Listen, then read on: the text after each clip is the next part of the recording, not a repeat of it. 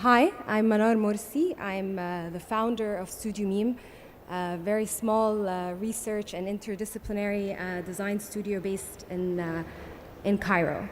Though I studied architecture as an undergraduate and graduate student, upon returning to Cairo in 2009, I found myself adapting to the city and intervening in different scales within the city, from product design to projects in public space to projects archiving and documenting public space. So before I start to speak to you about the project that was nominated today, I wanted to show you a small selection of projects and work that we've done as a studio since our founding in 2011. So this is Off the Grid. It was our inaugural product line. In Egypt, there's 20 million palm trees and no natural wood. We import wood. So the idea of this product line was to use a material that's sustainable, work with local artisans, and develop contemporary furniture and product design.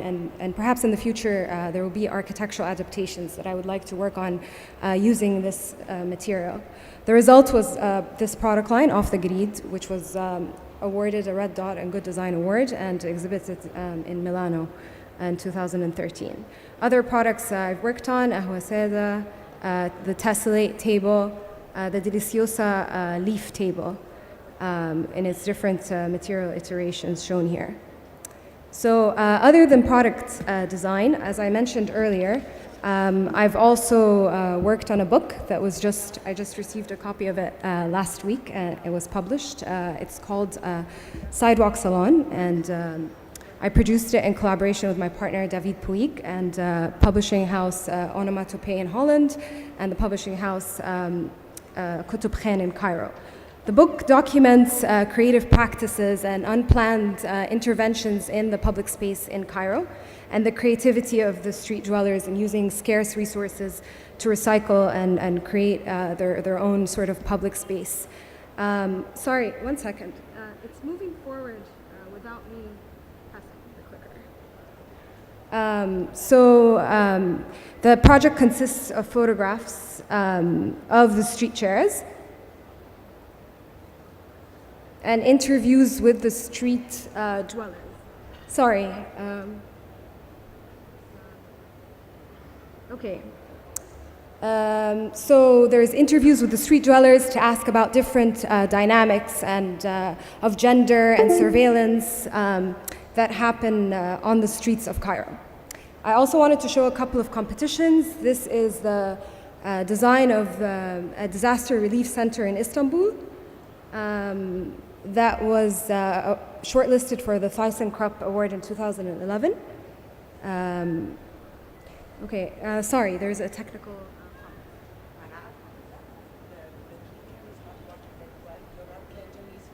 Oh, okay. All right. So, back. Back. So this was the project I just spoke about in Istanbul. It's a disaster relief center. Forward.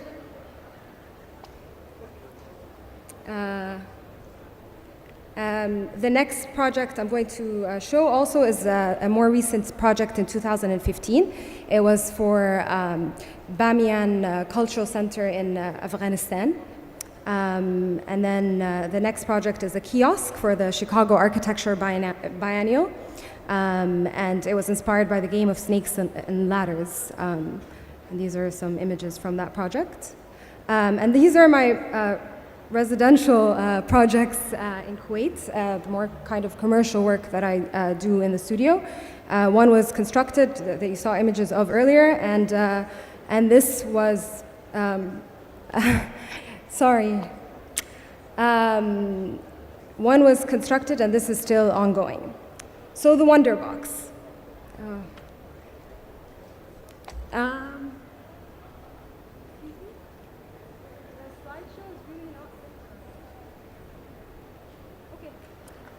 So the Wonderbox.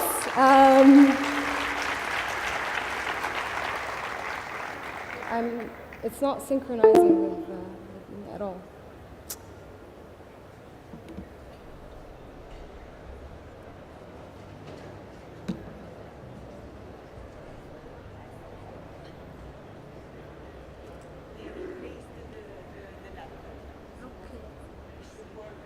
not the video. Okay, all right. Okay. All right, so the Wonderbox. The Wonderbox, or the Peep Show or Rary Box, was a project that was conceived by Aida Kashif, who's a filmmaker. And the idea was to revive this culturally extinct tradition back to Cairo and re-inject it in the streets of Cairo. The traditional Sanduq al-Dunya or Rary Box was the idea of the Italian architect Leon Battista Alberti, and it predated cinema in the 15th century. And the original box was just a wooden box with magnifying lenses. Not working.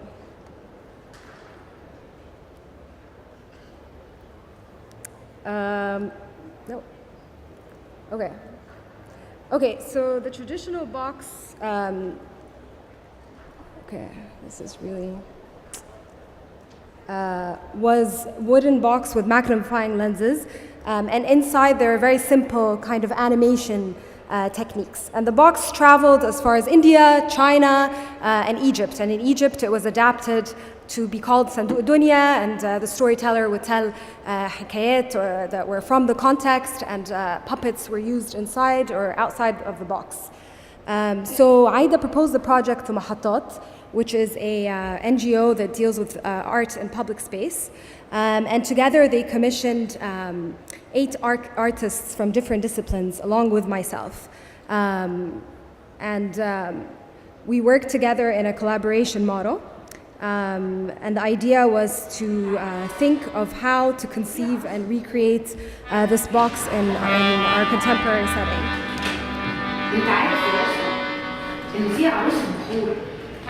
So the idea was to have 2 boxes, one with more traditional techniques inside the box, with a more contemporary form on the outside, and the second box was using more technologically innovative techniques in the inside with a traditional form on the outside. We all work together. We are storytellers, musicians, visual artists, animators, and interactive media designers, and me and Mohammed Hassan were the main architects. The idea was to have 4 viewers per box, and 3 stories per box that would be performed in the public space of Cairo. Of course, the boxes had to be easily dismantled because we didn't have permit to perform in public space, and this was during a very tense time in the city. Yeah.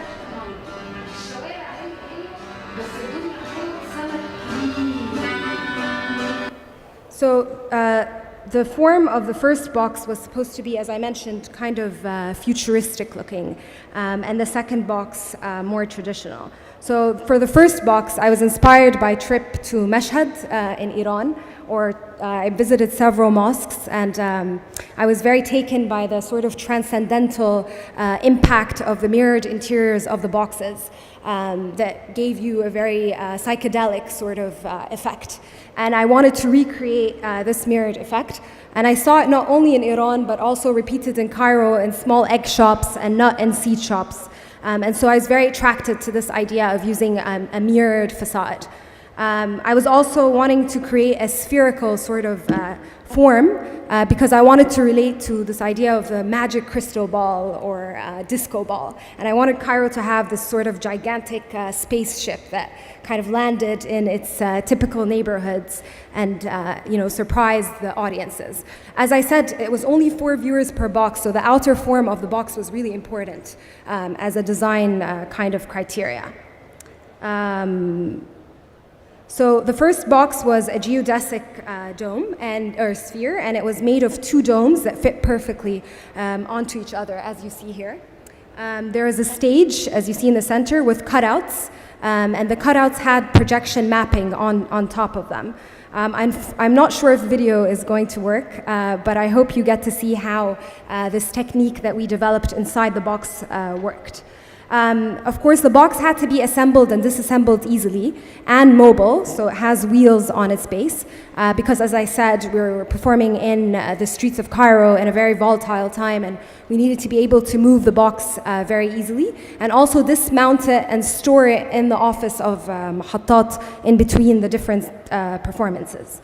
So this is a mock-up of the box that we constructed made out of cardboard. This is the box in the workshop of the carpenter which we worked with. Here you can see the kind of connection that was used between the different parts of the triangles and the hexagons formed of triangles to connect the geodesic domes to each other. And I hope this video works, but it will allow you to see, if it does, the way the technique of projection mapping worked inside the box.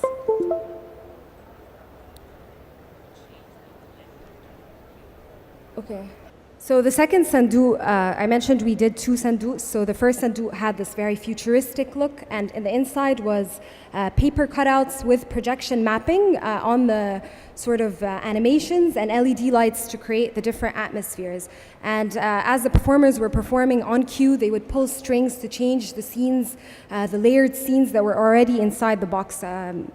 The second box, though, was more technologically challenging. We employed different techniques like infrared and camera sensors so that people can move animations inside the box and so on and so forth. And so we wanted to use a very traditional kind of form from the outside, so it disarms the viewer who's seeing this like very classical kind of object or a familiar object would approach it and then discover the techniques that we had inside. So we were very inspired in the design by the ice cream carts that roam around the streets of Cairo. And we wanted to create something in the same kind of shape and size as the ice cream box. And here the sanduq had this dual layered kind of experience, so you can peep from top to bottom and see different layers because it kind of matched the stories that had an underground and underwater feeling. There were 2 holes for the hands of the viewers to go inside, and as I said, they had these infrared rings and were moving at different parts of the animations inside the box, like the birds and so on and so forth. And there was also plexiglass and a mirror to give a hologram kind of effect, shadowy effect. For one facade of the box, we used bent laser cut metal, and the other sides were made with a carpenter out of wood. And again, it had to be easily assembled and disassembled. So here you see the frame and how the different parts attach. A laptop was on the top, projecting onto a piece of plexiglass that was slanted with a mirror in the back to create the hologram kind of effect in the interior. Here you see a bubble machine that was also part of the storytelling, and it would blow bubbles at certain moments in the story on the audiences who were experiencing the stories. So the 2 boxes traveled around Cairo for over a month, and then they went to Germany, and they were very successful in engaging with the audiences. And for me, even though it was a very sort of difficult and time-constrained collaboration of 6 months, very intense to produce and design and prototype with hardly any kind of budget or support, the end result was one of the most rewarding for me to see people in this very tense time in public space where a lot of things, crazy things were happening, really enjoying and engaging with this box. And so seeing it traveling around the city with the mirrored kind of dome reflecting light all over the city was very powerful for me. Of course, visiting different neighborhoods and having people really engage with the stories.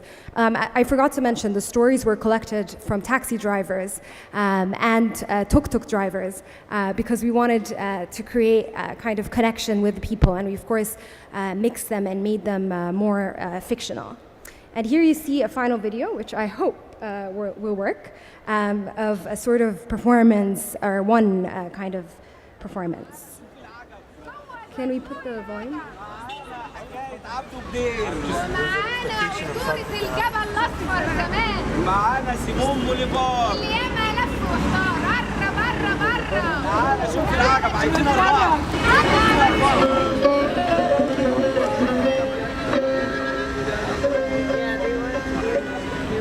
جاد في المكان اللي متفقين عليه وبص للجبل that I was وسعد. talking about earlier and the فجأة cutouts. فاق على صوت ولد صغير بيقول له انت اللي جاي عشان خاطر العربية؟ اه. طب تعالى معايا. اخدوا وراحوا على الجبل، طلعوا في ممر طويل وهم طالعين جت سأل الولد عن واحد صاحبه عايش في الجبل يعرفه من زمان، سليم. ورغم ان الدنيا كانت فيها تلج وسقعة الا ان جاد كان حاسس ان ده احلى جو عدى عليه من فترة. جاد كان دايما حران بس عمره ما احمر قبل كده.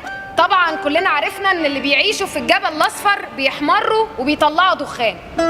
سليم فرح قوي اول لما شاف جاد، ولما عرف منه حكايه التاكسي المسروق طمنه واداله شال صوف وخد لمبه سبيرتو واخدوا ودخلوا جوه الكهف اللي في اخره كان فيه سلالم. فضلوا يطلعوا ويطلعوا ويطلعوا لحد ما لقوا فوق دماغهم بوابه خشب صغيره، طلعوا منها على اوضه طنها الاربعه تلج، وعلى حيطه منهم متعلق شاشه كبيره. سليم بيدوس على زرار جنب الشاشه وبيظهر عليها الكبير قاعد على كرسي ذهب من ظهره. سليم بيقول ازيك يا كبير، ده جاد صاحبي وجاي عشان التاكسي. الكبير بيرد من غير ما يدي اي تعبير، جبت الفلوس؟ 15,000 زي ما انت قلت بالظبط. خد منه 5 بس يا سليم، ومش عايز اشوف وشه هنا تاني. وبيختفي من على الشاشه تماما. سليم بيزق حيطه بتتفتح باب كبير على قمه الجبل ومن وراه ممر طويل نازل لتحت. سليم بيبص لجاد وبيقول له سيب الفلوس هنا والتاكس هتلاقيه اخر الممر واقف مستنيك، والمفتاح هيديهولك الواد بليا اللي جابك لعندي.